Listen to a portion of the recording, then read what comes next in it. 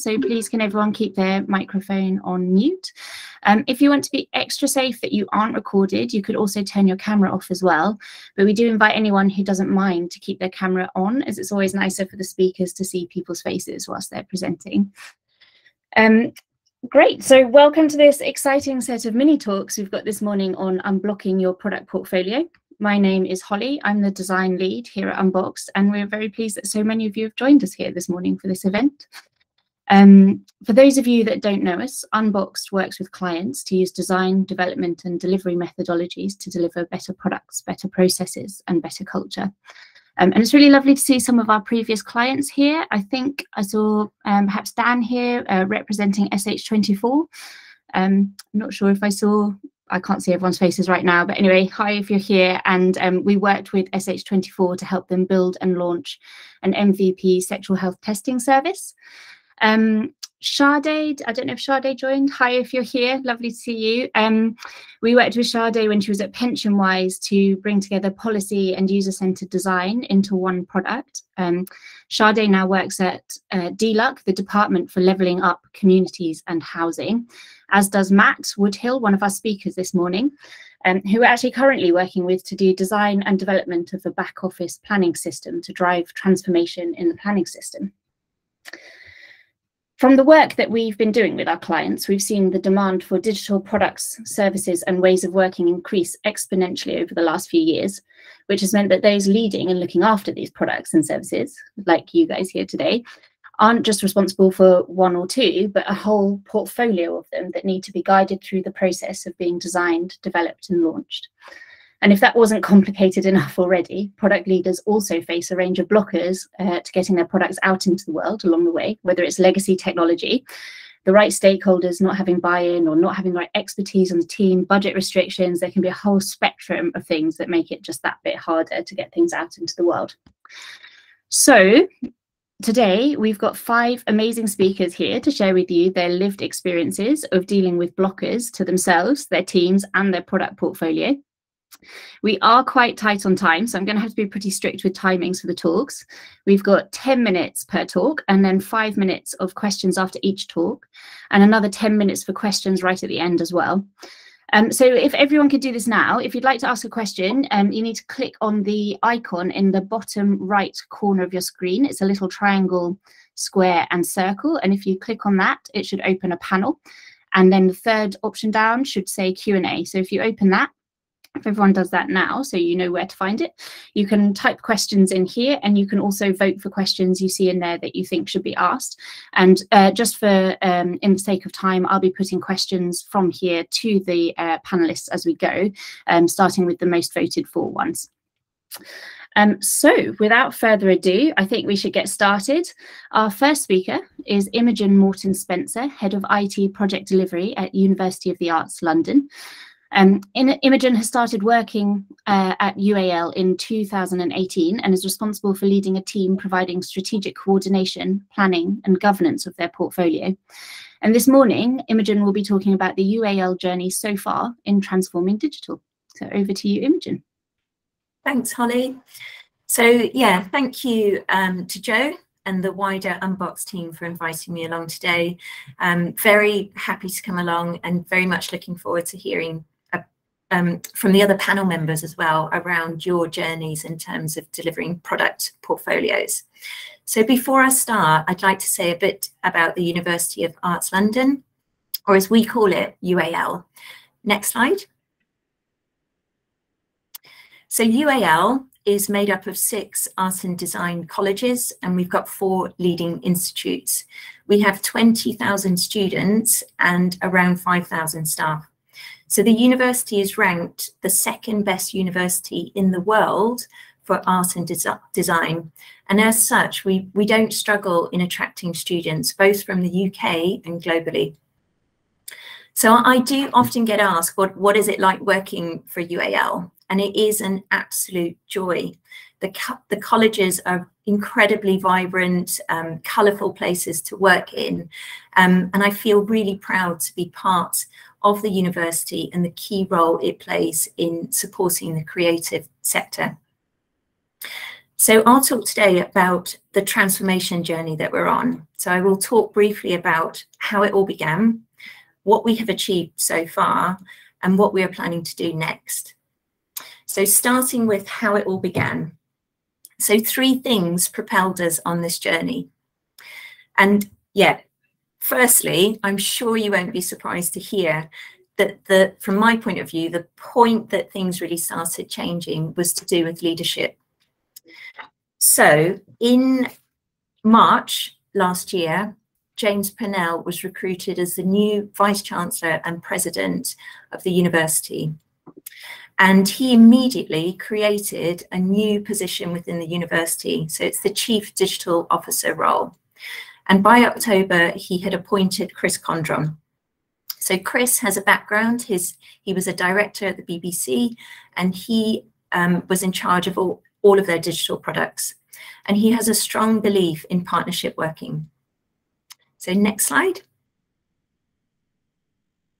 So the second thing that happened was that in spring this year, UAL launched an ambitious 10-year strategy.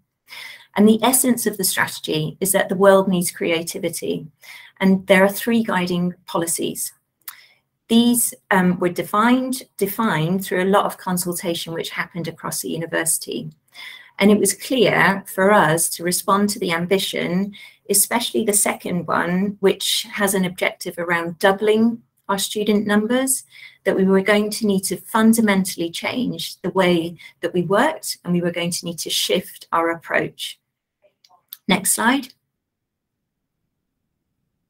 So the final thing that happened that got us on this journey is that Chris, he completed a review of what was happening and the way that we were working.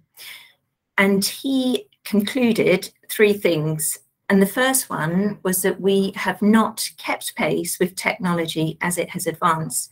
And there is a general expectation within the university that technology just works.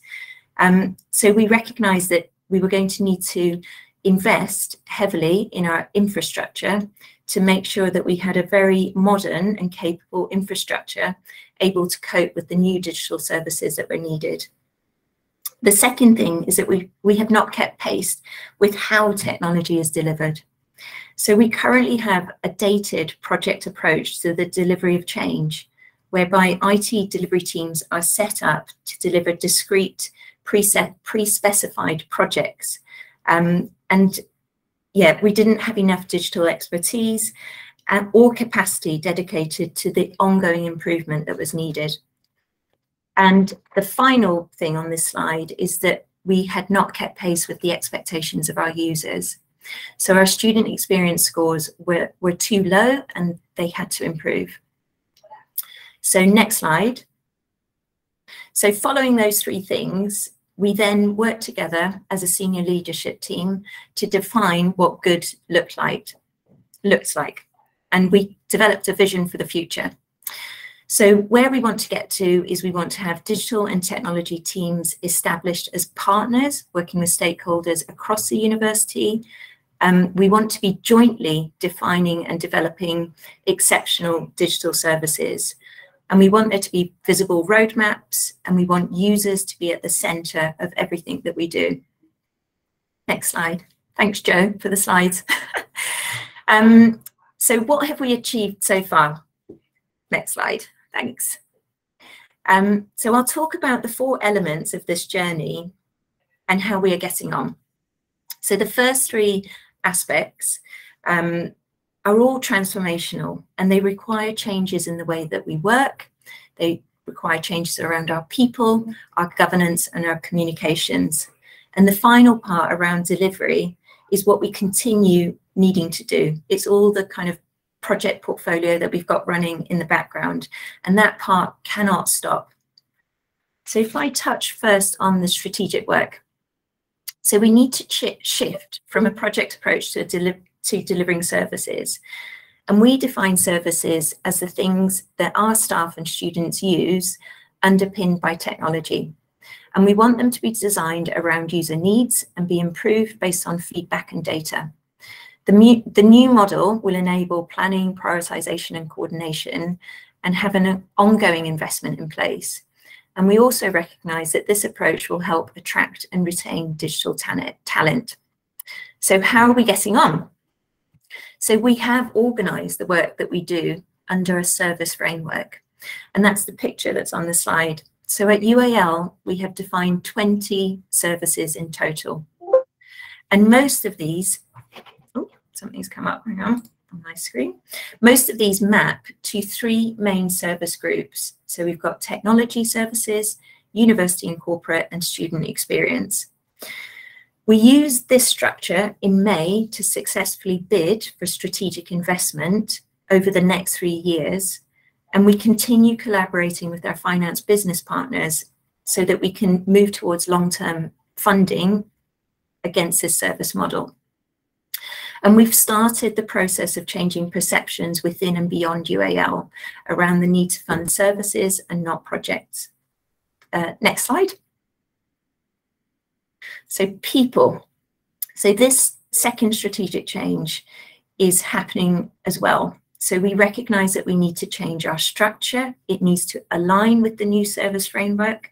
We need more capacity to fill the gaps that we've got. We need new role types, and we need new ways of working. So for example, in terms of building new skills into the team, we need to focus on bringing in service design as a skill set, product management, and data specialists. So how are we getting on? I feel we've done quite a lot in this space, and I'll just run through some of the headlines. So this year we have focused on... Oh, 2 minutes left. 2 minutes. I'm going to have to race. Sorry, everybody. So yeah, we've focused on the leadership roles and getting these established, and resetting relationships with our stakeholders. We've created new head of product roles and updated existing JDs within our structure. We've put in place a digital agency framework so that we can bring in agencies like Unboxed very quickly and easily without having to go through complicated procurements. And we are building relationships with in-house expertise. So, for example, at the London College of Communications, service design is taught at the MA level. So we're building relationships with that academic team. And finally, we're building relationships wider and into the HE sector and beyond. Next slide, please. So strategic in terms of governance and communications, we want to have an established process for driving digital development, and we are keen that we measure output, that we move from measuring output to measuring impact against outcomes. So each service group will need to establish its own governance group, and within that group, they're going to develop their vision, strategy, and priorities.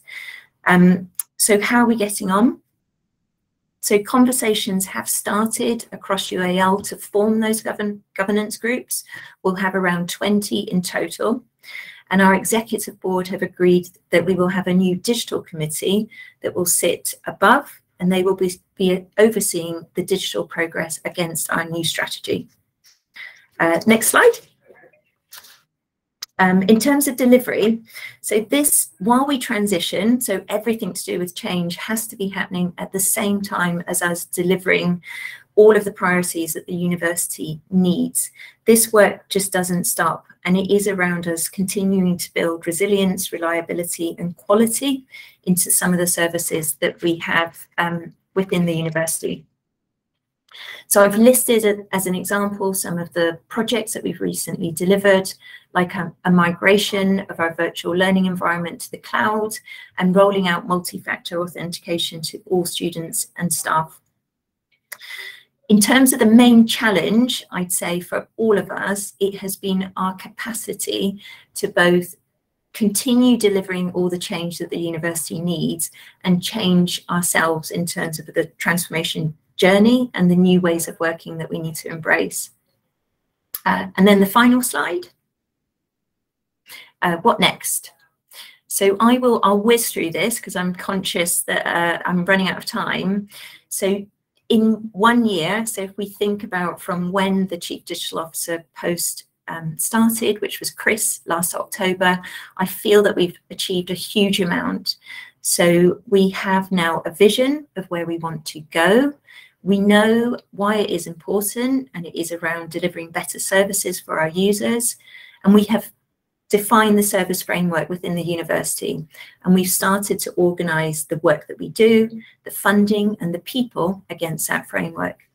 And then just finally, the next parts of this journey, what we'll be focusing on next, it is all around filling those gaps that we've got within our structure. It's about bringing in some new skills, forming in the governance groups, and developing open and transparent communications. So happy to take any questions. How am I doing for time, Holly? Did I? We overran slightly by a couple of minutes, so we do have a couple of questions. So we've got time for perhaps one of these. So the first one is, how does the university plan to support students from underrepresented and low-income backgrounds who need access to technology services? For example, they may not have internet connections or money to support the purchase of laptops.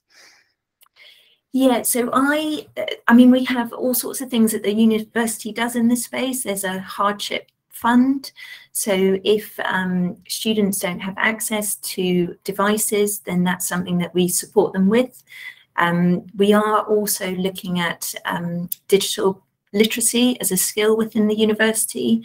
The other thing that we did, just as an example, so during COVID, we were very aware that a lot of the applications sat on very good devices that were within the university. So we set up virtual desktops to enable students, even when they were from home, to be able to access some of the applications that they needed that were on site. So there's a lot that we do in this space in terms of supporting students and just making sure that they do have access to the hardware that they need and the software.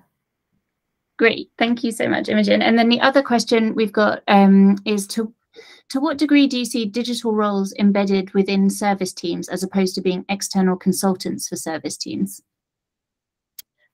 Oh, so they will absolutely be embedded within our service teams. That is the plan. We're going to, in terms of our structure, our roles and our capacity, we're going for a bit of a mixed model. So some of the posts will be permanent. Sometimes if we don't need a skill set all of the time, I think we will look to bring in agencies at a time that we need it. And if we need to flex up, then we sometimes go down the contractor route. So in terms of how we fill the gap and the type of people that we have in, there's a real mixed model. Great, thank you. Does that answer your questions, everyone? Anything else you need to ask further? Perfect, thank you. We managed it all in time. Great. Thank you so much for sharing your insights, Imogen. It was really interesting, and I really appreciated hearing about your shift from projects to services and outputs to outcomes. So that was really interesting. It'd be great to hear more about that as well and how you get on with it all. Thank you so much. So swiftly on to our next talk. We've got two speakers for this one. The first is Matt Woodhill, who is Head of Digital Planning Software at Department for Levelling Up Housing and Communities, or DLUC. Matt supports teams to deliver digital products that improve local authority planning services in the UK. He's previously led research into best practices in digital innovation and leadership in cities around the world, run programs to create common standards for future cities, and worked with local authorities to co-design digital services. And Matt will be talking today with my colleague, Tom Gaylor, who's a designer here at Unboxed. Tom is focused on creating simple and powerful experiences through innovative and evidence-led design. And this morning, Matt and Tom will be talking through the projects they're working on together. They're talking about the challenges and learnings from creating a portfolio of products and creating a product as part of a portfolio. So over to you guys. Thanks for the introduction, Holly. I'll be kicking us off then. So we're going to be talking about the Open Digital Planning Project, which we are very gladly being supported by Unboxed on. So if you just go to the next slide, for anyone who's unfamiliar, oh, one more please, who's unfamiliar, there is a national mission around digital planning at the moment. It's led by central government with various bits of work underway to digitise the planning system. There's legislation in progress to support this, for example, around common data standards. But it's really important to stress, and this is something we're going to talk about, that it didn't start here. Work's been underway in many different places for quite a few years beforehand.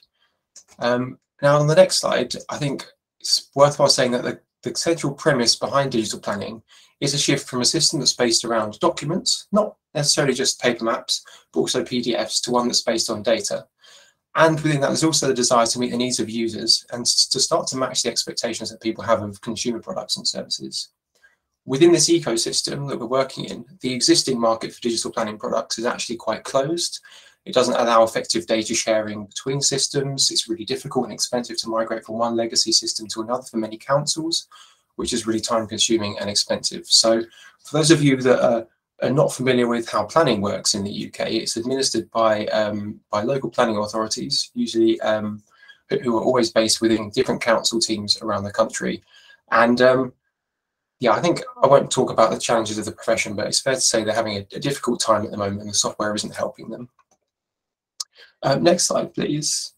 So our role when it comes to kind of supporting products is quite interesting because we fundamentally act as a funder.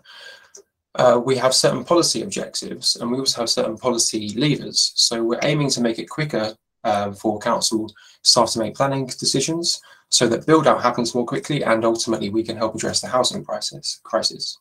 We're also empowered through those levers to set things like data standards and pass legislation that support the market to be more open, to be more innovative and interoperable, to also provide opportunities for new market entrants and SMEs, the prop tech sector, to get involved. And we always have to think about what we're funding therefore in a very strategic way. Where are the gaps? Where are the biggest opportunities? Where are the interventions where more support should be needed to help improve the kind of the market for everyone? And also, of course, we have to think carefully about what not to fund, especially where someone else or the market itself might be better placed to fill a gap where there's currently a product or service missing. And just also to state that creating products is one thing that we do, but also supporting the capability development in local government around digital skills and among the planning community is another really important outcome of the funded work that we support. So on to the next slide. What's been really interesting is that we haven't started with a kind of a goal and a map in a linear way. Projects have been very emergent and they're often, in the case of the two that we're working on, have been proposed and designed by councils and in the case of BOP, supported by Unboxed for many years. There are two things that we are really invested in at the moment. One is a submission service called PlanX that allows applicants, members of the public, to submit planning applications, and one is a back office system, back office planning system, that's what the abbreviation stands for council officers to assess and process applications. But if we go to the next slide, rather than talking, I suppose, about a portfolio of products, which was kind of the thing that we're talking about today, I think really we're talking about an ecosystem of services, and the emerging products that we've been funding and supporting have been integrating with each other to actually help prove the concept and demonstrate the value of new ways of thinking, new ways of designing services and working. And one of the real positive things is that we're now seeing that more established products in the ecosystem from incumbent suppliers want to integrate with the newest.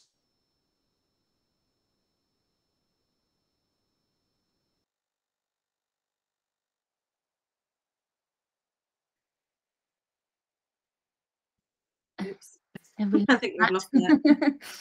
Did you want to? Yes, I can pick up.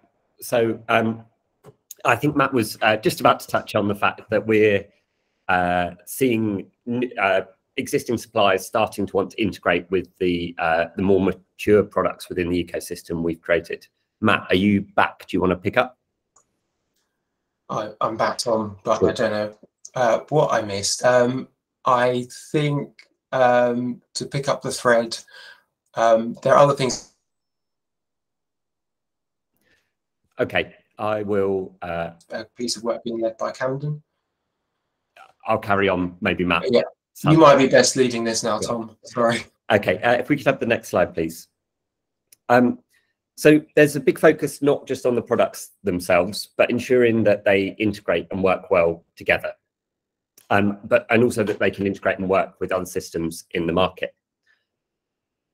And there are many more systems that these products will need to integrate with. Some will be fulfilling certain statutory duties that councils have. So that might be via existing tools that they have or modules, for example, but also opening up new possibilities. So for councils to do things in a better way than they currently do. And these really sort of allowing innovation for different size players in the prop tech market to take part in that. Next slide, please. So open digital planning is really aiming to bring all this together to create these products, but also create this ecosystem where more innovation can happen. So as we move to the next slide. So just a sort of final thought on this, that in the experience of this has been working on multiple products that interrelate, but they also connecting into this wider ecosystem, and it can be quite tempting to try and control the pace and the direction of delivery too closely. One of the interesting things is the ecosystem is big and complex, and it isn't easy to just make it work the way you want it to. So we've been learning that convergence might be more important than alignment. Although alignment has its tactical moments. So for example, both Plan X and BOPS recently went to a public beta service, and those required sort of certain levels of service to be available in both platforms. It's not possible to run them at the same speed or the same pace throughout the duration of this, and certain products and projects will need to evolve to their individual challenges. Next slide, please. So I'm now going to hopefully be a bit more fluent because I've practiced this bit, but I want to just share some experiences from my perspective of designing a product that is part of that ecosystem. Next slide, please. So one of the challenges early on was how to build this ecosystem collaboratively, sort of through the product teams that were there. And so Plan X and BOPS, they came from a shared vision for digital planning. And the ambitions for these projects in some ways were more clearly defined than the ecosystem vision was at the time. And this led to some challenges, and an example of that can be seen in our experience of sharing data across the ecosystem. So if we could have the next slide, please. So Matt mentioned the principles of open digital planning, and one of them is data over documents. But we had to figure out how we were going to achieve that. And so when we started working on BOPS, we did that before we knew exactly what data we would receive and how it would be received. So we had to guess a bit what was coming.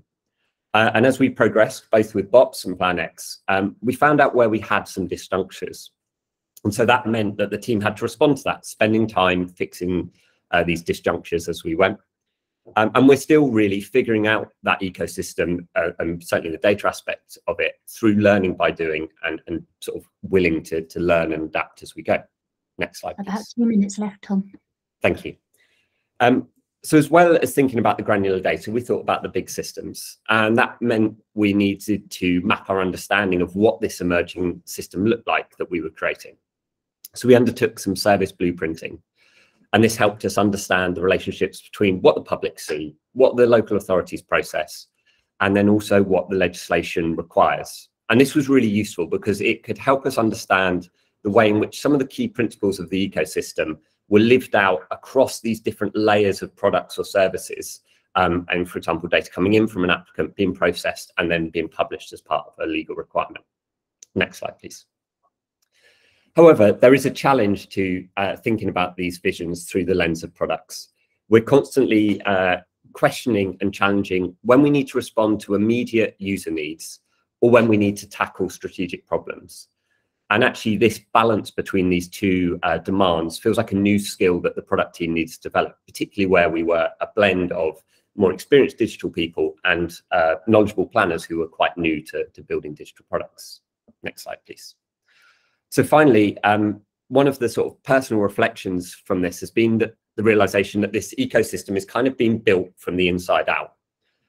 Products are acting as our experimental tools to test out some hypotheses we have at the ecosystem level. But they're also tools for discovering real problems and opportunities. And these are things we just wouldn't have known had we sat down to design the ecosystem from the start. So despite those sort of benefits, it has meant that sometimes strategically important concerns can bubble up, and they require a flexibility from the team to adapt, to change their pace of delivery, to tackle different scales of problems as they go. And that has also been an interesting challenge. So thank you very much. Next slide. And if there are any questions, we'd be happy to answer them. Great, thank you so much, Tom and Matt. And I'm sorry we lost you a little bit in the middle there, Matt. I thought that was really interesting, and I thought it was really amazing the sort of bigger vision that you have, and then using an emergent project strategy, bringing together all the different councils and government departments to kind of have an impact. And I'd definitely be interested in hearing more about that. I'm sure other people would as well. Are there any questions for Matt and Tom at this stage? Nothing right now. I think Holly, there's one in the Q&A from Piers Campbell. Oh, is it? Oh, so sorry. Matt, how comfortable have your stakeholders been with the notion of emergent planning and over fixed planning? Sorry, with the notion of emergent planning over fixed planning. Yeah, I think this could be a good one for Tom as well.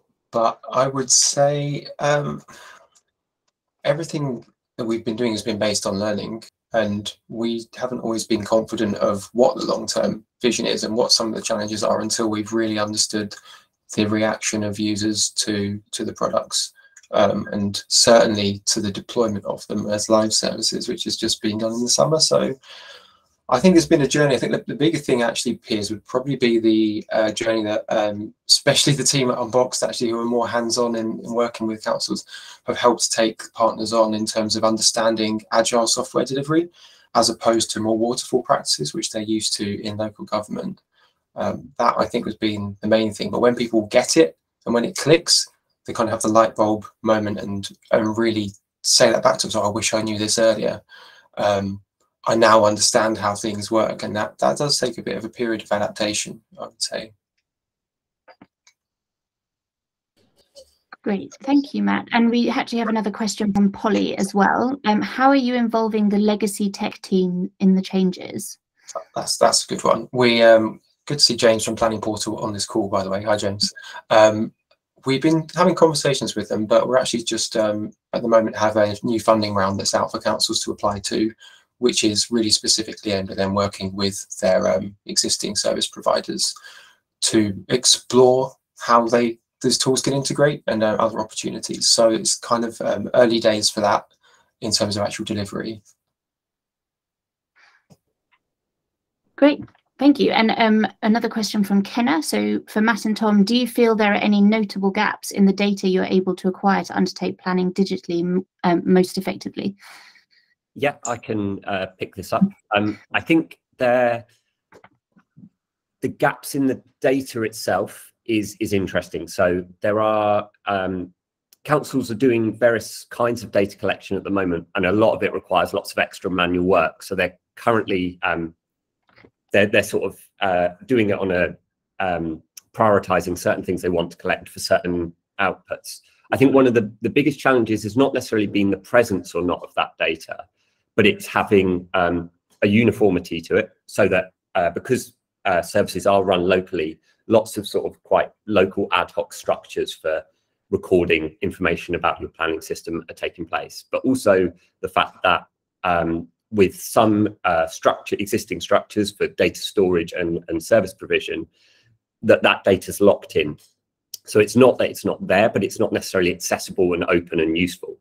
And that means not only sort of for councils to make choices about what tools they use and how they share that internally, but also for public to access that, to have transparency and a clarity around what happens inside a planning service. And there's a big frustration from planners, which is, you know, we just aren't really able to show as effectively as we'd like what we're going, you know, what we're doing, what we know about a planning proposal and how we're sort of making those decisions. So part of one of the principles of open digital planning is to create that ecosystem built on those open data principles that can support both innovation but also transparency for the members of the public. Great. Thank you so much, Tom and Matt. That was really interesting. We're going to move quickly on to our third speaker of the morning, Adam Shabir, service owner at Genomics England. Adam has been in product management and digital transformation for about 15 years, working across government, startups and industry until he discovered service design around 5 years ago. And this morning, Adam will be talking about creating a new framework at Genomics England. So over to you, Adam. Hi everyone. Yeah, so I guess a bit of an explainer. I purposely use the title service owner because part of it is to promote sort of service design and service thinking over sort of a head of digital transformation or head of product. So kind of, so my title is very deliberate, and the team that I oversee and run is called the GEL Way or the Genomics England Way, rather than the digital transformation team or other such titles. Reason being, again, is because I see this very much as a culture change. So very deliberate in kind of the title and the team and the approach. So let's start with the slides. Right. So I'm going to present to you the array of our kind of product portfolio, but also like how I've kind of, since I've come in, like how we're sort of managing that and working through that.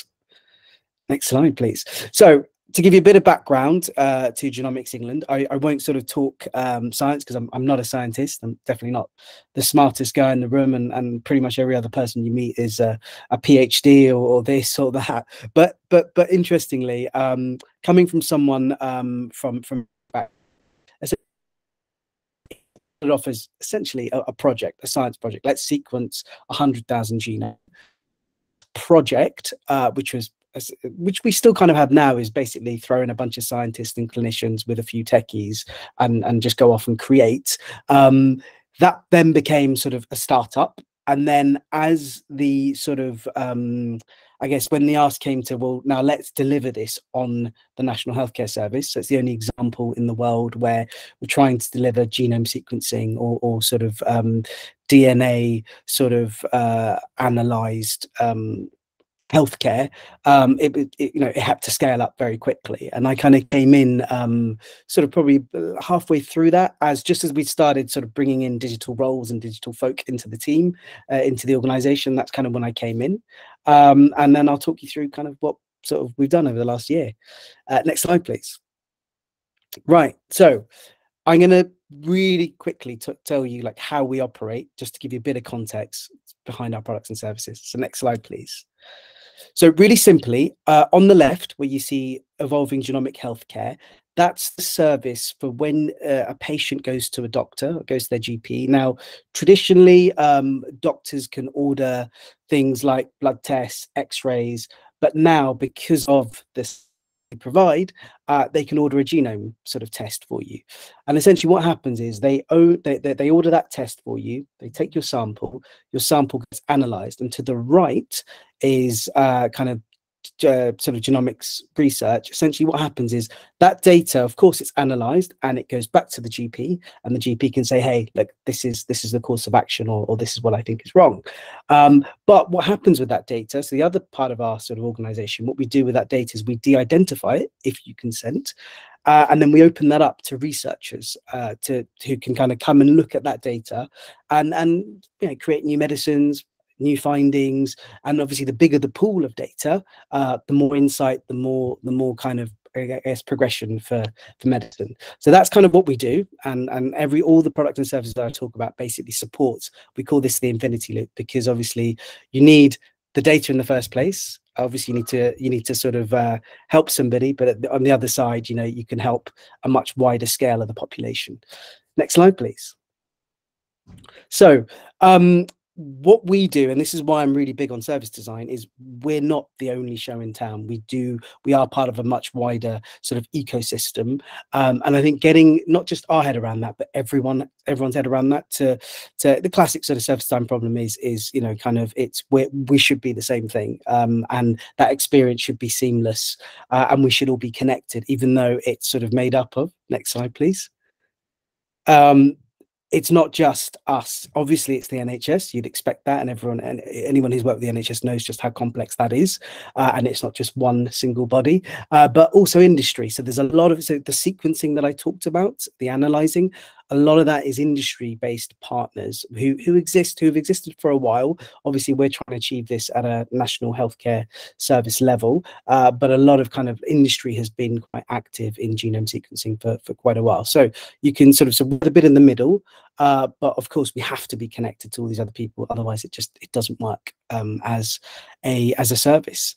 Next slide, please. So what this means in reality, and this is kind of what I stepped into, is multiple services, multiple products, multiple squads, multiple teams, none of which had been mapped. And I'm going to show you kind of what that looks like, and maybe you'll have the same reaction I had when I first saw it. My service designer first presented this to me. So next slide, please. So what you're looking at here is, yeah, good. A pause. Let's go back. So what you're looking at here is the bigger blobs are what we've kind of designated as services, but I still don't think they're all pure services, and we're doing some work to kind of reconfigure them. And then the smaller blobs are all the products. So well, I wouldn't say it's messy. It works because obviously we're delivering, but what you can see is there's lots of dependencies. And I mentioned the infinity loop earlier. They're doing slightly different things, because the left side of it, which is the infinity loop I showed you earlier, is the kind of the process of ordering a test and then getting that result back to a GP over to a patient. But the right hand side of it is all the stuff that's happening in the research sort of environment. So lots of products, lots of services. So how do we deal with that? Next slide, please. Yeah, so that was the pause. So just okay, so yeah, next slide, please. Right, so my background is government, and kind of bit of a disclaimer, I was one of the architects of the Discovery Alpha Beta Live about 10-12 years ago. As part of the early part of GDS. So you think, okay, well let's try and apply this so that we can see where all of our products and services lie. But the reality is all of our stuff is in live, right? There's and because it's a science-based organization, it's a lot more harder to kind of MVP and prototype with people's data and real lives and what we're trying to do. So this didn't quite work for us, as much as tried to sort of shoehorn it in. So next slide, please. So I ended up creating our own kind of framework, which does lend, it's got some synergies, but essentially kind of tried to work out what it is that our teams were doing to deliver. Because before I'd come along, they'd already been set up. They were already running. So, kind of it's a lot hard to tinker and improve, something that's already working, right? And it might not be great, and there might be a lot of tech debt. It might not be purely user focused. So you're trying to retrofit a lot of things. But first, it was to understand, like, okay, how are we operating in the first place, and then improve off that kind of baseline. And the essential thing that all of our teams do, regardless of them all being in live, is they all have to go back and think. They all have to be continuously learning in order to support, in order to build build their services and continue to support them. So what we basically said is, okay, well, that's okay, but like we still need to innovate and we still need to create. So next slide or next click. So what we basically said is, okay, yeah, is that a minute? 2 minutes. 2 minutes, great. So what we basically said is, okay, well, then we need to somehow formalize doing all these things and all at the same time, so that kind of when we kind of take a bird's eye view, we can say, okay, well, these products right now, they're focused on thinking and learning, and therefore the delivery might be slightly slower, because they're not releasing code, they're actually going back, and they're more in the kind of think and learn space. But then a few subsequent sprints later, they might be back into building and releasing. So it's just a way to map kind of and provide that framework for how people could work without going through that more traditional alpha, beta, live, because we knew that that they need to be doing this continuously, despite so supporting a live product, but at the same time still sort of innovating on it. Next slide, please. So the other thing that we then did is so looked at the existing GDS standard, which again, I mentioned I was kind of heavily involved with back when it started, but again it wasn't completely fit for purpose for us. So I mentioned, like, a big part of our organization is science-based, and then we looked at the NHS one as well, and the NHS one is essentially the GDS plus a few extra points. So we thought, well, look, there's a few things missing there for us, right? Like ethics is such a big thing, because it's the most personal data to you is your is your DNA, right? So ethics is a big thing. Diversity is a massive thing, which again, like, so the pool, the gene pool that we currently have is based predominantly on European ancestry, which doesn't work. You need a much more diverse sort of pool. So where does that fit in? Because that's very much part of what we do. It's not just the digital product and service building. It's very much, you know, needing to focus on the ethics and diversity and the science. So we pretty much, next slide, please, ended up creating our own standard. So in order to make sure all those products and services that you saw kind of achieve good and deliver good, we created our own standard, which does lend heavily to the GDS standard, but within it, it kind of, so effectively doing all these things meets that standard, plus all the things that we need to do for genomics. So that's basically how we got a handle on all those products and services, mapping them, understanding them, kind of redesigning our own framework, and then creating our own standard for how we want all those products and services to operate and work. I think that's it. Great. Did I make sense? Yeah, perfect. Great. Thank you so much, Adam. Okay. First of all, I just want to say well done to your service designer and your team for creating such an incredible map of all your ecosystem and products within it. As a service designer myself, I can definitely appreciate the amount of effort and pain that probably went into creating that. And the thing that really resonated to me was the do all the things all the time. I think we've been talking a lot about design process at Unboxed as well, and it's never a linear sort of like straight process, as it's kind of often sort of mapped out. And so yeah, I thought that was a really interesting point. Thank you. Okay, over to some questions. The first one is from Laura. How did you go about sharing your standard across the organisation? Okay, yeah. So basically, the first part of it was we were quite live with when we were co-designing it. So it wasn't a kind of design and release the whole thing. So it was pretty much we were releasing point by point, blogging internally, communicating internally that we were doing this thing, and then every time we came up with like this point, we just kind of got it out there, so it wasn't this big bang thing. Of course, when the whole thing was done, we did a lot more wider comms to the organization, running sort of workshops, running sort of Q&A drop-ins, the classic stuff, you know, GDS stuff of getting the posters up and out there, creating the videos, creating assets that kind of, so we did a card deck that kind of to send out to folk, but the main thing is really is those people that would help embed this. So primarily I've been working with like all of our scrum masters, you know, kind of and sort of now looking to work with product managers to get those kind of more leaders within teams to help embed. So I think the communicating was the easy bit. I think the embedding thing is going to take us much longer. Definitely. Great, thank you. The next question is, what would be your key takeaway for selling service design to scientists? Oh gosh, yeah. So, so that's a really good question. So just selling digital, full stop, is difficult. I think for me, when I not used to, I still go and have these conversations.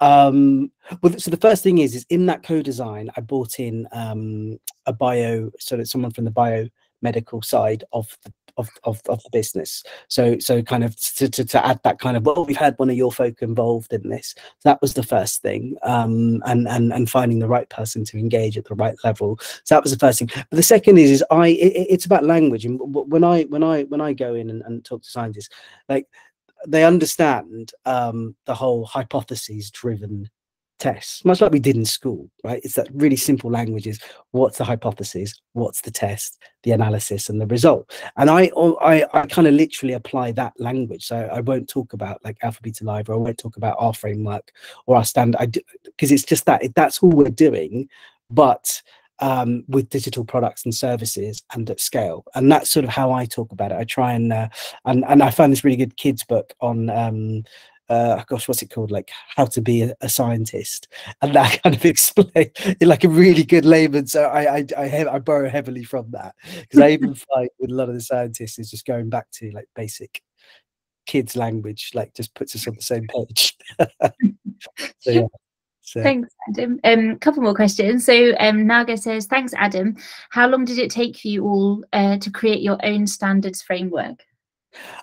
So I I think to create it was easy, you know, kind of literally like a few hours, or well, not a few hours, but a good few workshops to create it, because it burrows so heavily off. It was not that, so we looked at every single standard out there, like not just like, so Amazon, Google, of course, government. So we looked at, so we ran some kind of like workshops to look at what's out there, to then agree kind of, the question was to all the different disciplines, well, what does good look like for you? So it was kind of organic as well, but to agree it took a lot longer. So I'd say almost like probably a good few weeks of workshops to get a first draft, but to actually agree a version with the detail that goes into it. So for example, I don't know, on build safe and trusted services, well, how do you actually show you've done that? That's the bit that kind of took a lot longer. So yeah, probably about three months in total. Okay, great, thank you. We've run out of time for questions now, so there is one more, but I'll save it for the end, if that's okay, Laura. So thank you, Adam, thanks so much. Right, moving on to our fourth speaker, Shaf Gunton. So Shaf is the Deputy Director for Digital Services for Schools, designing and delivering services for all school staff members. Shaf's mission is to get the best value out of their time, people and money, and helping them to provide every pupil in the country with excellent standards of education. And this morning, Shaf will be talking about how to maximise the support to the education sector by bringing policy and delivery together, baking in user-centred design into policy development. So over to you, Shaf. Thanks, Holly. Thanks for that lovely introduction. It sounds very grand. I actually quite have a humble job. So a little bit about me. Yeah, so I've worked for the department, my first stint in government for the last 3.5 years. I didn't really get to the department by chance. I've worked in digital and product forever. I won't give away how many years. But about 8 years ago, I set up a STEM academy, a school here in my hometown, Scarborough. And that was really born out of wanting to kind of help young people raise their life chances and just show them a whole world of STEM careers. So I really enjoyed Adam's talk, and it'd be great. I think you should go into schools and sell that for sure. So I came into government, I thought, right, I'm going to change the world from the top. I'm going to come into government, I'm going to change policy. But actually, I went in as a product manager. And what I found is I was getting ready-made problems, ready-made solutions. And I was kind of like, oh, okay, go away and deliver this thing. And then we go through discovery, even alpha, and actually, you know, things turned out not to be quite viable, or, you know, the work wasn't done at the start really to understand what the actual problem was and to validate that. So next slide, please. And again. Oh, there you go. There's the mission.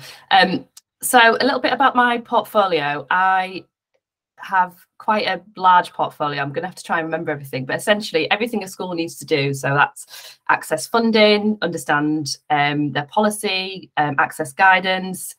If they want help buying furniture or energy or technology, how to use technology, how to implement cybersecurity, how to access tuition. I could go on and on. They have to come through our ecosystem. And these services have been built not always, you know, within the same directorate or in the same division. So they can be quite fragmented. So there's another piece of work on top of this to make sure schools can actually access the information, and then they've got quite a clear, seamless user journey to go from one thing to another. So back to kind of like why I came into government, it's my absolute mission to make sure that teachers have got the time to teach and not rifling around gov.uk trying to figure out what the hell it is they're supposed to be doing. So next slide, please. So again, this has really been born out of the last couple of years, really, because of the pandemic and because of COVID response. If some of us have been working in government in that time, had to do things really, really quickly, like, you know, taking a year to build a service, that just went out the window in some respects. We had to do it in 2 weeks, 3 weeks, 4 weeks. So it almost kind of forced policy and delivery to come together, which was brilliant, because you started to get that synergy and that kind of two sides of the coin working together. If you pop to the next slide, please. So this is not a replacement for policy design. It's not a replacement for GDS discoveries. we decided to set the lab up using policy that already existed. So there's a lot of policy out there that needed that extra validation. It needed a bit of extra work. And, you know, we wanted to bring user research, design, service design as well to see how it would align to the other services right from the start. Really, so we can be more strategic in how we prioritize which policies to actually deliver digital solutions for. Services and resources in government are really, really scarce. Like, you can't do everything. So if you try and do everything, you get nothing done. So we had to be really, really like lean with our scope and focused about what we were trying to do. Next slide, please. Being a Yorkshire woman, I'm very tight. So I like to get, you know, I like to make my money go far. So one of the things I found in the last 3 years that we were doing discoveries, and because we rely quite heavily on managed services, you have to onboard teams, you have to offboard them, and then you've got all that lost knowledge, and it can take time, and it was just costing a load of money. Actually, by doing short, sharp, more focused discoveries or lab work, we could answer the questions a lot quicker, and you know, have a civil servant team around that to make sure we don't lose that knowledge either. I was also finding as well, people didn't believe my research. I don't know if anybody else has found that working in government, but you'd find stakeholders were kind of like, they didn't believe the data, or even some UCD teams were kind of like, we haven't done this research, so we best just do it again and make sure. And it's like, no, let's have this, you know, having the lab almost gives it a bit of kudos and a bit of weighting to say, you know, this is real because it's a lab. Maybe it's the word, I don't know. And yeah, again, going back to kind of like clearer ways of working, another tension that I found was, and this is very, very common from what I can gather in other departments, non-native, so people who are not used to working in an agile way, used to working in a waterfall way, not used to the buzzwords of Scrum. You know, there was tension, there was people coming up against each other. So by bringing them together and aligning them under the same goal, we just stripped all of that out, which was a good thing. Next slide, please. Just a really short workflow. So if people don't know how policy is made, you have a policy team who create policy, that goes to ministers, that gets approved, that gets chucked over the wall to a delivery team to implement usually. But what happens here is we've already got a ministerial stance on a policy. So we take that in. So it's pretty high level, pretty broad at that point. So we take that into the lab, and for example, it could be the cost of, you know, the cost of living crisis. How can we help schools save money? So you could go, you know, quite broad and look at all of the different things that could help schools save money. But for this purpose, we looked at energy, which is probably on a lot of people's minds at the minute. So that's in the lab at the minute, and that's going through this workflow. And it's probably really important to say that these teams are fully empowered. So one of my biggest things in my portfolio was creating psychological safety, creating the environment for people to experiment and to fail and to feel safe to do that. And actually in policy design, traditionally, that's not always the case. It's quite a scary thing to fail in policy design, but in the lab it isn't. Next slide, please. So who's involved? So very much, we don't have delivery, we don't have policy. They are together, they are one team, and they're aligned under a common goal. But some of the skills that a lot of you will recognise there, some of the core skills, service design, user research, product, policy, delivery, all of these people working together to deliver short, sharp pieces of work. Next slide, please. And a little bit of the life cycle. So you might think of this, if some of you have seen the GDS Discovery Live, Discovery Alpha, this is almost like a mini Discovery and Alpha in one. So really, really quickly, learning, testing, analysing, shipping. And the teams are working very much in the open. So every week, everybody gets a show and tell, everyone gets to see the work and to see, you know, the process and the workflow and how they've come to the conclusion. So there's no room for questioning the data and questioning how people come to these conclusions. And teams are not squirreling away in the dark, you know, it's really, really open. And yeah, they're fully empowered to decide how they do that, which methodologies to use, you you know, which users to speak to, if they co-design, if they don't co-design, but how they do it, everything. And I think that's really important. I think that's how you get the best out of people, and that's how innovation happens, when you actually let people think for themselves. Next slide, please. I think that's it. Oh, I whizzed through that. Questions? Great, thank you so much, Chef. It was really interesting. I think policy and bringing policy and user-centered design together is such an interesting area to work in, and I was really interested to hear about your experiences of like kind of losing knowledge with the team and how to keep it there, and the sort of response people had from research coming out of the lab rather than directly from the team. It's really, really fascinating. Thank you for sharing. First question for you is from Anantha. And she says, hi, Chef, have there been any challenges that came out of bringing policy and delivery teams together? Yeah, certainly for getting buy-in to start with. So I think there's a lot of question around, is this replacing policy? And that was the biggest challenge. Is a policy people thinking, am I being replaced? Is digital taking over? Is agile ruining my life and, you know, removing me from my job? All those kind of fears. So we had to do a lot of work for policy people to understand we can't do this without them. They're very much part of this. So it's that stakeholder management about bringing people into the journey, giving them a role, making them feel part of it. There is also a challenge around the level of answers that we give, or the level of insights, because actually this isn't a replacement for a discovery.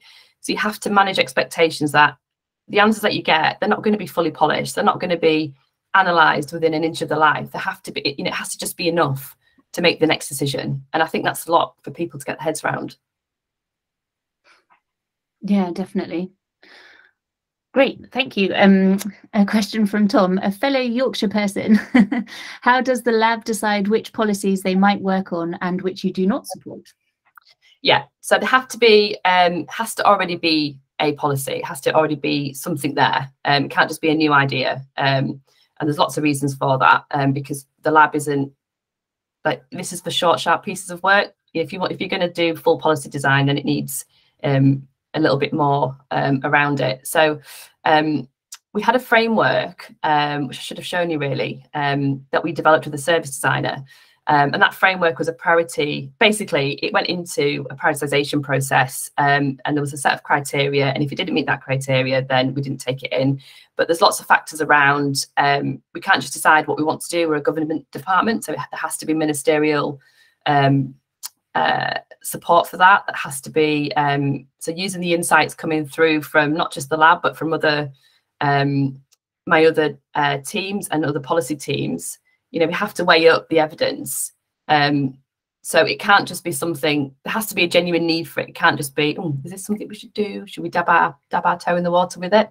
You know, a lot of the stuff that I work on is COVID response, COVID recovery. So anything that has, that helps the sector recover from COVID, or currently help them save money so they can actually afford to heat their buildings, is a win-win situation. Great, thanks, Chef. Any more questions for Chef before we move on? Okay, great. Thank you so much, Chef. That was really, really interesting. Wonderful. And our final speaker for today is Eunice Dakwoji. Eunice is the Head of Product and Service Design at the Department for Business, Energy and Industrial Strategy, otherwise known as BASE. Eunice currently heads the user-centered design team to provide advice and to work with policy teams within and outside the BASE Digital to design and build digital services that meet the government digital service standard. So I'm going to hand over to you, Eunice. Hi, Ellie. Thank you. I think same as what Chef said, that was very grand. I would describe, I think, myself as just an advocate for the end user.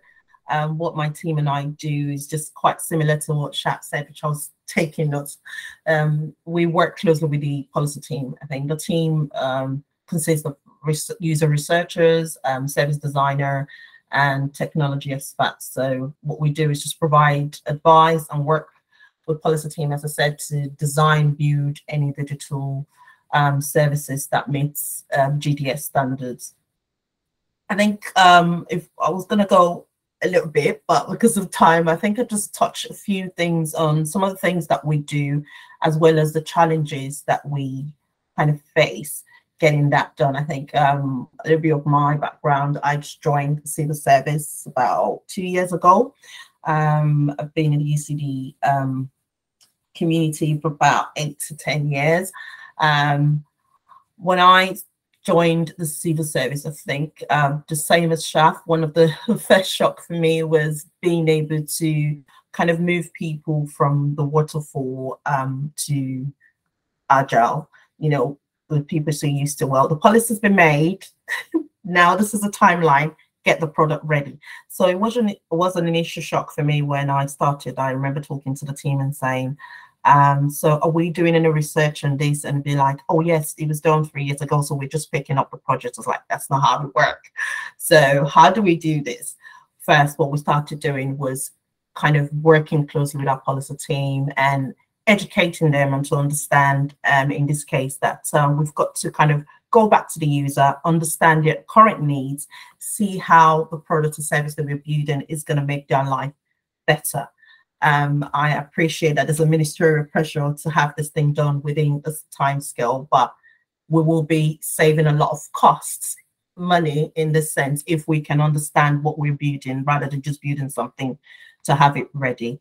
And some of the ways that we did this to kind of continue improving the works that across there was like one of the ones that we worked on was a grant management scheme, which was already out there and it was live, but there were a few complaints that were coming in through the analytical analysis that we had. So we had to go back to the users, spoke to a few of them and find out that the service wasn't actually doing what they needed to do. And because there wasn't clarity of the processes, some of the teams were still working manually, which was making it quite difficult.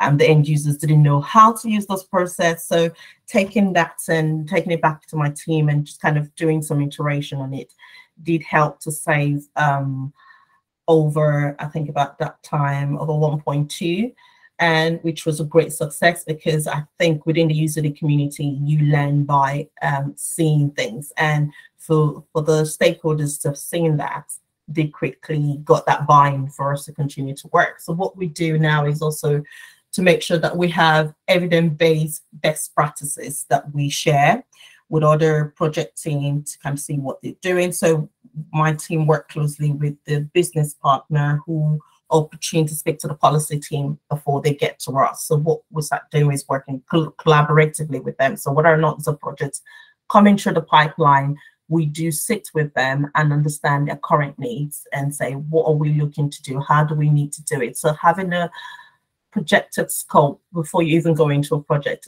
really does help. And also just having that visibility of what we're doing, which is what the agile process comes in, where the stakeholders are part of it. It does help to build that better relationship, and it helps to kind of onboard them onto the agile roles and align the outcome of what we're looking to get out of it. So talking about the challenges, some of the challenges that we do face currently is not having enough resource. So if we don't have that budget to get some resources in, it does become quite difficult because it could mean that people work in longer hours or the timeline has to be moved.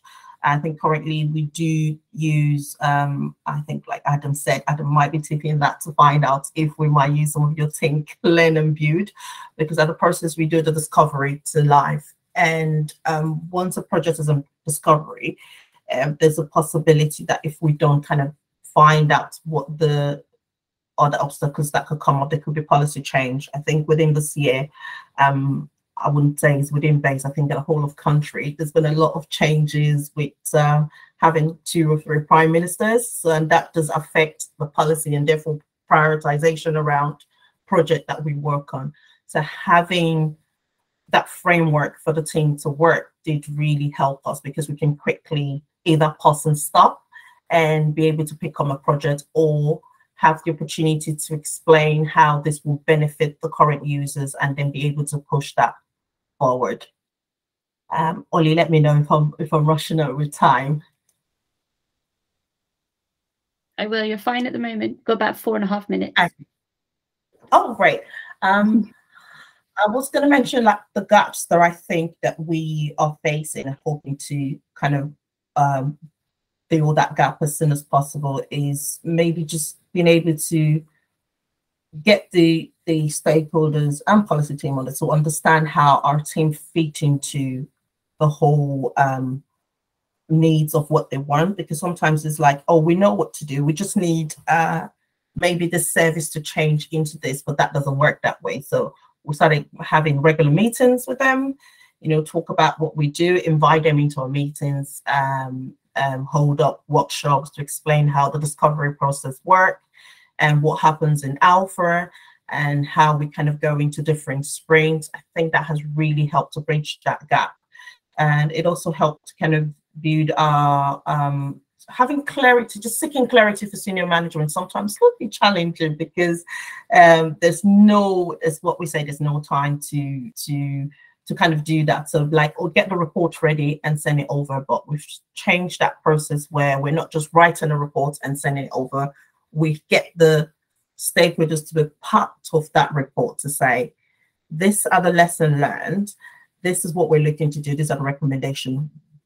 Where do you come in? So because if they see how that fits in, then the bigger picture will become easier for you to explain, and then you get that support that you need in terms of authorization of either whether you want to get authorization and being able to use a particular technological solution, because that sometimes looking at the IT restriction could be a blocker. And also to kind of just understand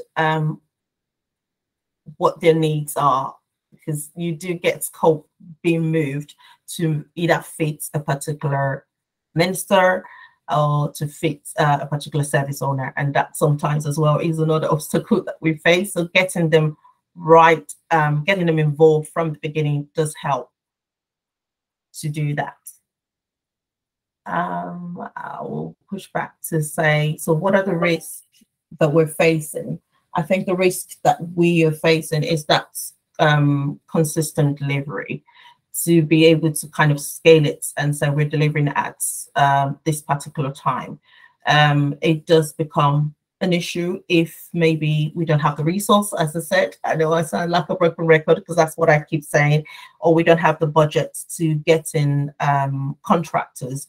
I think that's another thing that I think in the public sector we need to kind of embrace more, that there's some expertise that we would need to source out for to come in, because not only are they supporting with the project, but there's that room to have the knowledge transfer to either the new member team that are in the team, or to kind of bridge that gap between what we do in public sector and what we do in the private sector, for people to understand that it's all bringing the same value and the end goals in this case. About 1 minute left, Eunice. Oh, 1 minute left. Okay, shall I leave that 1 minute for any question? Because I've got about a couple of slides. I didn't bring up slide. Maybe bringing up the slide would have helped. I thought all the slides there just to keep the last one quite simple. If I want to leave the last question, if there's any question, then I can use the opportunity to answer. Great, thank you so much, Eunice. That was really interesting. I think like something you said that really stood out to me was around how your team and other people, like stakeholders and stuff, have learned from learning by seeing things, and that yeah, that's useful for stakeholders as well as the team. So getting stuff sort of mocked up, prototyped, tested early. That's really, I think that's something that's resonates a lot with Unboxed and how we work as well. So yes, over to questions. There's a question from Duncan. He says, have you got any insights into how you transition from the waterfall lane to the agile lane while still on the hamster wheel? I think for me, how we think that is just making sure from the kickstart meetings, you get the stakeholders quite involved in it, in that decision making. And once they can see that some of the scope that you've, maybe the objective of what you're looking to get out of the project, it does help. And another way that we do this is also maybe going into the meetings in a way, just introducing what we do, because I find that the only reason that sometimes people push something back is because they don't have a clearer picture of what you're saying, or they don't have a better understanding. I think that's the way we've been able to do it. I mean, it's still ongoing because I said you can't teach a new drug a whole trick. So you still would find few people who are still resistant to change. But I think what we're doing is just having that continuity around talking about the value and also mentioning the risk behind it, because people understand the risk as well. Then they know that you're not saying, I'm not pushing that away, but this is cost effective, not just for the business, but it also helps understand the end users, which is the goal. In this case, I think focusing on people and understanding what the real problem and challenges are, it does help as well to kind of make that lane easier. And also designing to just having that flexibility around design. It helps because if they know that iteration, as I said, I think the difference here is just iterating while you're either developing that service or product is where the bridge is. So just understanding that iteration is there so they can have that flexibility to choose and check what they really want as the end product. I hope that answered your question, Duncan. Great, thank you. And a question from Tom, who says, do you have any set approaches to building relationships in short periods of time, particularly with senior stakeholders? To be honest with you, I think I find the best way of communicating with the particular stakeholders, to be honest. I think that's the first thing we do, because there are people who would want to be approaching a meeting and you would want to talk to them on a one-to-one. What we do in my team is we book that meeting where we have like we say an intro meeting to understand that stakeholders, and also having the visibility. As I said, if you've got that visibility in terms of decision making, don't be afraid to talk about the risk, and also talk about the benefits as much as you can. I mean, they're highlighted between the pros and cons of every project. It does help to build that relationship because trust is very important, I would say. And talk about budgets as well. Stakeholders like to know that you're saving them a lot of money. That does help to build the relationship. And it's just showing more interest. And they can sense that passion that you have and the trust. To me, honesty and trust, I would say, Tom. It goes a long way. Thank you, Eunice. Actually, I think that's quite a nice summary in some ways for everything. Yeah, everything the panel's spoken about. I think we're going to wrap up now on this section, and we've got some time now for questions to the whole panel. But I just want to say thank you very much to the speakers for sharing your insight. And it is quite interesting that the sort of common thread did seem to be around communication and finding a common language between all the different types of stakeholders that you have, and trying to bring people together to understand what you're trying to do and bring them on the journey. So thank you very much for sharing your different approaches to doing that. There was a couple of questions I missed early on. Sorry, it's my first time using this Q&A feature in Google Meet, so I'm going to put those to the panel first. But if the audience have more questions I'd like to put to the panel, please do add them to the Q&A section now. The first question was, I think, for Imogen, which was, how do empowered governance groups work, and how do you support them to be self-organising? Yeah, that's a really good question. So in terms of the governance groups, we are pulling together a set of standard terms of reference just to support them in terms of what the expectations will be from each of the groups, because there's quite a few to run. And in terms of supporting them, we've got a small PMO team, so we are going to support them with the servicing of the meetings. And the collecting of the information, again, we've got some PMO resource, some project management office resource, which will be collecting the reporting that's coming from the governance groups and feeding it up to the senior board that's soon to be established. I hope that answers the question. Great, thank you, Imogen. I think this question might have been for you as well, Imogen, but can also be for other members of the panel, which is, how are you involving the legacy tech teams in the changes that you're making? So we are fully involving them. It's really important to take the existing team and all the great staff that we've got on the journey with us. So we talk to them a lot. There's lots of ways of engaging with them. It's through one-to-ones with managers. We run small group sessions to talk about where we're going. So, you know, over time, everybody is kind of buying into the vision as well. They understand that we've got this huge challenge. We really need to shift the university from the way that we have delivered change to something that's fundamentally different. So, yeah, it's through a lot of either one-to-one or group or workshop sessions, talking to staff and taking them on the journey with us. So I'd say in terms of like legacy teams, they're brilliant teams. What we need to do is just build more skills into them. They're really fantastic at delivering projects. We just need to kind of bump that up with everything that we need to do in terms of the way that we're delivering our products instead.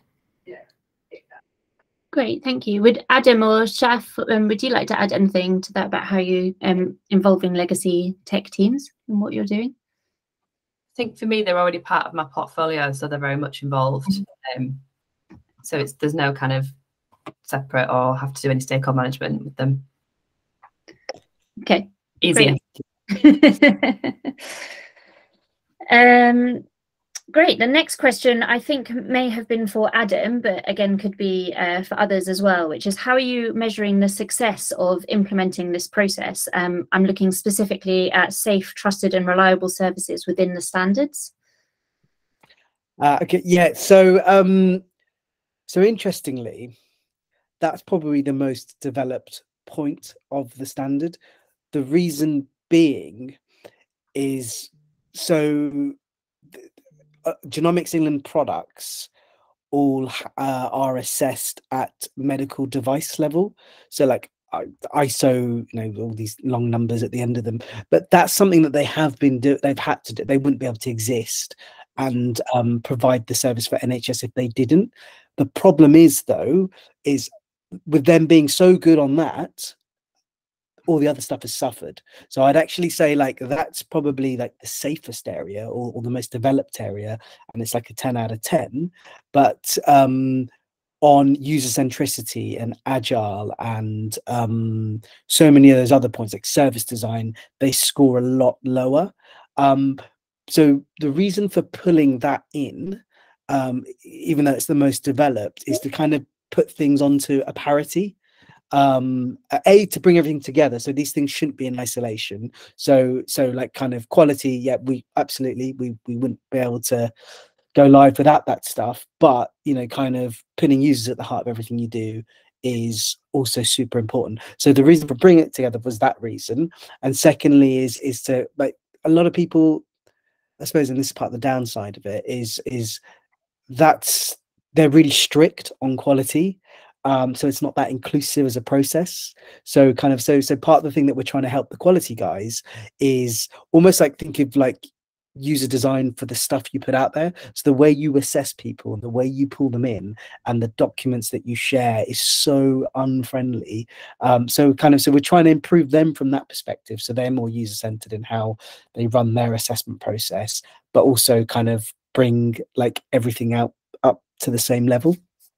So yeah, so it's a bit of a, yeah, like ironically we do really well, but then that process is also really painful. So we're trying to solve the painful side of it. Great, thank you. Is Matt still on the call? He had to drop off early, didn't he? I was curious how within an emergent strategic approach you might measure success, but I think he's dropped off, so we might have to ask him to follow up with that. I could just, we have talked a bit about this, so Holly, Great. if that's okay, I can talk. Yeah, great, thank you, Tom. Thoughts. I think I know sort of strategically there's a drive to see numbers of participants in the project. So we've grown from sort of collaboration between 3 councils to, I think, maybe 9 or 10, and a couple of those partners have joined today. So very nice to see you.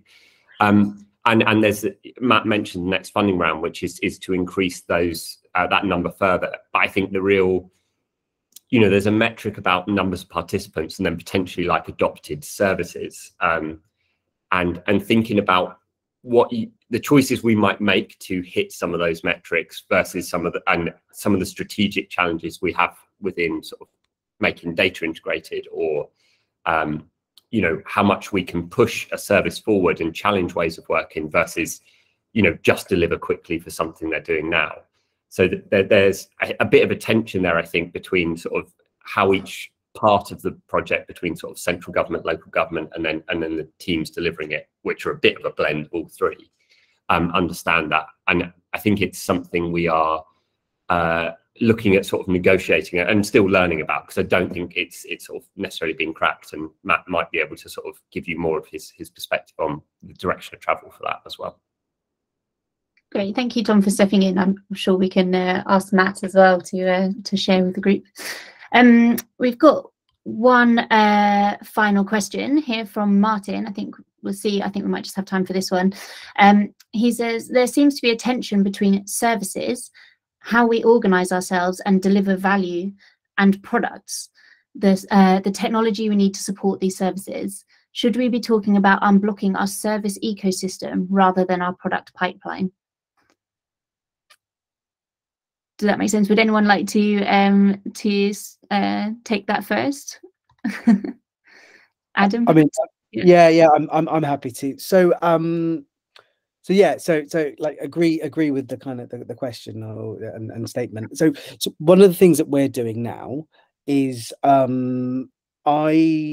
we ran literally like 2 weeks ago. So I think I might have mentioned in my talk where I still don't believe that a lot of the services that we have, or things that we call services, are pure services.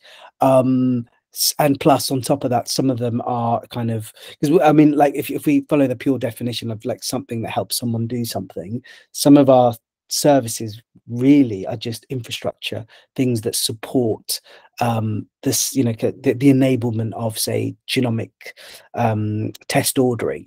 So the exercise that we're going through at the moment is, if any of you have come across sort of Lou Down and the work Lou does on good services, set up, basically got every single service and all of our products to go through like couple of days training to understand sort of like service design.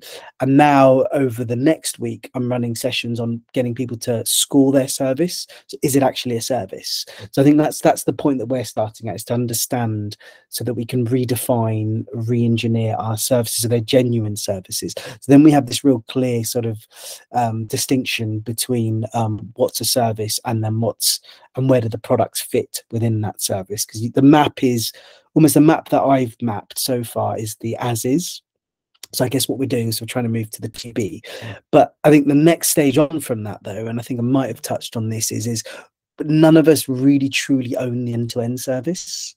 And I think that's probably true in a lot of government, right? Like you call it a service, but actually it spans like from local government to central government to different departments and different agencies. And we're definitely in that position, which is why I showed the ecosystem. So our next stage, once we've really understood like what are the services we think we provide or components of, is the engagement with NHS and the wider ecosystem to try and kind of join that service up online, offline. So it's kind of, it is a journey we've just started. But like hopefully by about January we'll be able to answer like, no, this thing is genuinely a service, or we need to rename it or rejig it and reconfigure it, and then we'll look at kind of, so then I'll probably have a new version of that map I showed you where kind of it will have genuine services and genuine products that support those services. Yeah, hope that helps. Yeah, perfect. Great. Thank you so much, Adam. I would love to invite other speakers to answer, but we're kind of at time and I don't want to run over too much more. So perhaps we can collate some answers later to share with everyone. So I wanted to just say thank you very much to all of our speakers for sharing their experience and their time this morning. It's been really interesting to hear about what you're up to, what you're doing in your work.